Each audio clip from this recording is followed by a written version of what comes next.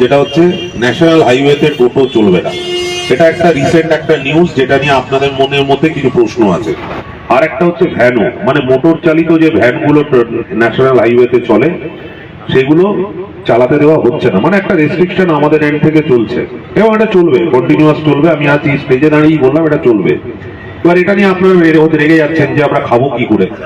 তো খাওয়ার জায়গাটা তো আলাদা, সে তো চোরও বলতে পারে যে আমি চুরি করি খাওয়ার জন্য, তাহলে কি চোরকে ছেড়ে দেওয়া হয়? তা নয়, সৎভাবে উপায় করছে কিন্তু আইন ভেঙে করছে। একটা জিনিস বুঝুন, আমি সব জিনিস সরিয়ে দিলাম, বাদ বাকিগুলো বাদ দিচ্ছি, এক ধারে রেখে বলছি। আপনারা ন্যাশনাল হাইওয়ে দিয়ে যদি টোটোতে করে যান, আপনাদের মনে কি একদম আপনারা মানে সুস্থভাবে যেতে পারেন? পাশ থেকে যখন একটা বড় গাড়ি পাস করে, ওই হাওয়ার ঝটকায় টোটোটা যখন নড়ে যায়, বুঝতে পারেন যে কতটা ভয়ঙ্কর জিনিস। তো ন্যাশনাল হাইওয়েতে টোটো চলবে না, এটা নিয়ম আছে, এটা এনএইচ অ্যাক্টে বলা আছে, আমরা আইনগতভাবেই এটাকে আটকাচ্ছি। নিয়ম মাফিক তো টোটো যদি ধরা পড়ে, যদি রেজিস্ট্রেশন ছাড়া, সেই টোটো ঘুরিয়ে দেওয়া উচিত। সেই টোটো কিন্তু আমরা এখনো ঘুরোচ্ছি না, কারণ জানি এতে গরিব মানুষ খেটে খায়। কিন্তু তার মানে এই নয় যে আমাদের প্রশাসন দুর্বল। প্রশাসন কিছু নিয়ম আপনাদের জন্য বলা হয়েছে, যে আপনারা যদি গাড়ি চালান, টোটো চালান, সেটা ভেতরের রাস্তায় চালান, যেখানে যদি কোনো দুর্ঘটনা ঘটে তাও আপনারা বাঁচবেন। আমি আপনাকে একটা ছোট্ট এক্সাম্পল দিচ্ছি। নলহাটি থেকে মোরগ্রাম আসার যে রাস্তা আপনারা জানেন, ওটা ন্যাশনাল হাইওয়ে আছে। লাস্ট এক সপ্তাহে দুটো ফ্যাটাল অ্যাক্সিডেন্ট হয়েছে। কিরকম অ্যাক্সিডেন্ট আমি বলছি। তিনজন মিলে একটা টোটোয় করে যাচ্ছে রাত্রিবেলায়, তিনজনই ড্রাঙ্কেন কন্ডিশন, তিনজনই গিয়ে সোজা গিয়ে একটা লরির পেছনে মেরে দিল। তিনজনের মধ্যে একজন স্পট ডেথ হয়ে গেল। মানে এতটাই টোটোটা জোরে চালাচ্ছে যে সামনে যে লরি আছে ও দেখতে পায়নি। তিনজনের মধ্যে একজন স্পট ডেথ হলো, আর দুজন সিরিয়াসলি ইনজোর্ড হয়ে বহরমপুর হাসপাতাল। আবার ওই একই জায়গায় একটা টোটো হচ্ছে মদকে চালাচ্ছে, উল্টে গেল বাঁদিকে, এমনি পড়ে গেল, পাল্টি খেয়ে গিয়ে একজন মারা গেল। তাহলে এই যে টোটোর যে এই জায়গাগুলো যদি না চলে, হয়তো হতে পারে কোনো হয়তো পাশ থেকে গাড়ি গেছে, ও বাঁচানোর জন্য সাইডে নিয়ে চলে গেছে, ওর তো ব্যালেন্স নেই।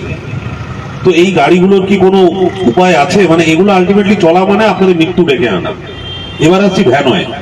যারা ভ্যানো দেখেছেন, ভ্যানোর ব্রেক কাজ করতে করতে অ্যাটলিস্ট 5 সেকেন্ড টাইম লাগে। মানে ধরুন সামনে যদি একটা বাচ্চা দৌড়ে চলে আসে, ভ্যানো যদি ব্রেক মারে কোনো লাভ নেই, কারণ ভ্যানো দাঁড়ায় না। তাহলে আপনারা যারা আমাদের উপর রাগ করছেন যে প্রশাসন আমাদের পেটে লাথি মারছে, এটা কিন্তু উদ্দেশ্য নয়। আমাদের উদ্দেশ্য কিন্তু অনেক বড়, আপনাদের প্রাণ বাঁচানো। আজকে এই ভ্যানোর কিন্তু প্রচুর অ্যাক্সিডেন্ট হয়েছে, আমাদের ডেটা রেকর্ডে নেই, প্রচুর অ্যাক্সিডেন্ট হয়েছে। ও মজার জিনিস হচ্ছে, এই ভ্যানো বা টোটোতে অ্যাক্সিডেন্ট হলে আপনারা কিন্তু কেউ ইন্স্যুরেন্স পাবেন না। মানে আপনাদের যদি কোনো অ্যাক্সিডেন্টও হয়, অন্য গাড়িতে হলে আপনারা ইন্স্যুরেন্স ক্লেম করতে পারেন, ভ্যানো বা টোটোয় কোনো ইন্স্যুরেন্স নেই।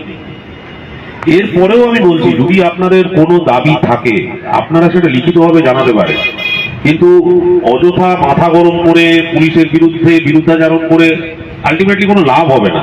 প্রশাসনকে কাজ করতে দিতে হবে। আপনারা যদি প্রশাসনকে কাজ করতে না দেন তাহলে তো সমস্যা।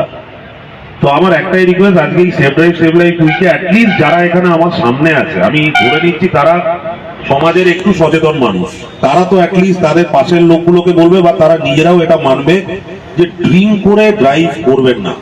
এইটা মাথায় রাখুন, ড্রিঙ্ক করে ড্রাইভ করে ন্যাশনাল হাইওয়েতে যদি ওঠেন, আপনাদের মৃত্যু অনিবার্য। নিজেকে যতই হিরো ভাবুন, মৃত্যু অনিবার্য, আপনি ধরে নিয়েই উঠবেন।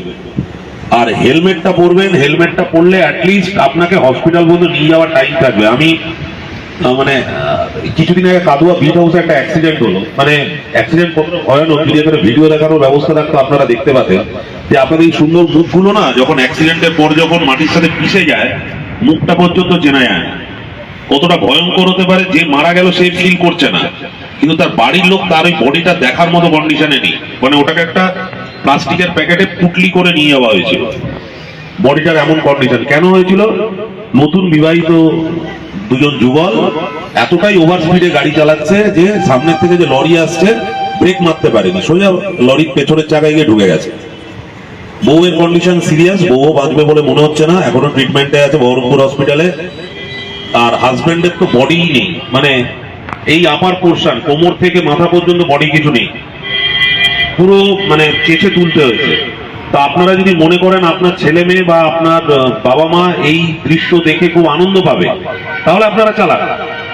নতুন নতুন বাইক কিনে দিন নিজেদের ছেলে মেয়েকে, নিজের ভাই বোনকে। বাইরের থেকে আপনারা কষ্ট করে ইনকাম করে আনছেন, এনে আপনাদের ছেলে মেয়েকে ওই নতুন গাড়িগুলো দিচ্ছেন।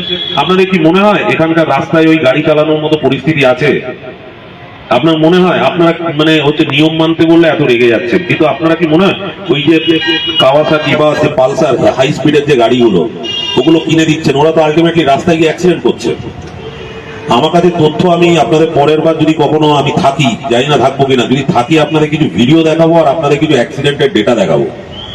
আপনারা ভাবেন বুঝি পুলিশ জোর করে করে করছে। দেখুন, প্রসিকিউশন আমাদের উদ্দেশ্য নয়, আমরা আপনাদের কেউ প্রসিকিউশন করতে চাই না যদি আপনারা নিয়ম মানেন। আমরাও চাই সমাজটা যদি নিয়মের মধ্যে চলে আসে, আমাদের দরকারই নেই ট্রাফিক ইউনিট তুলে নেবো, কোনো দরকার নেই, কারণ মানুষ নিয়ম মানছে, আমাদের প্রয়োজন নেই।